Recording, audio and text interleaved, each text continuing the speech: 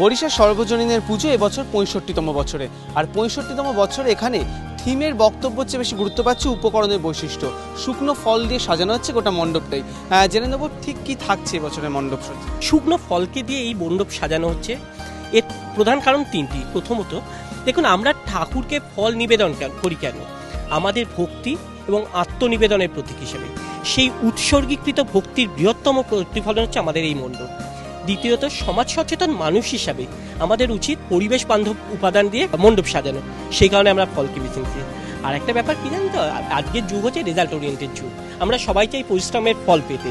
তাই এই ফলের মণ্ডপ দিয়ে আমরা চাইছি পশ্চিমবঙ্গের বৃহত্তর পুজো মণ্ডপগুলির মধ্যে আমাদের একটা স্থান করে নিতে।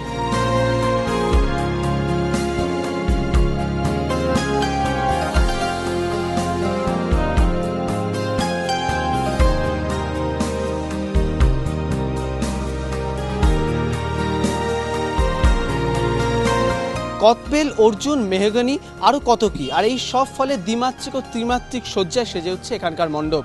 আর উদ্যোক্তারাও আশাবাদী ফলের মণ্ডপ দিয়ে সুপারস্টার বনাম মেগাস্টার লড়াইতে ভালো ফলও করা যাবে। অরিজিৎ ভট্টাচার্য, এবিপি আনন্দ, কলকাতা।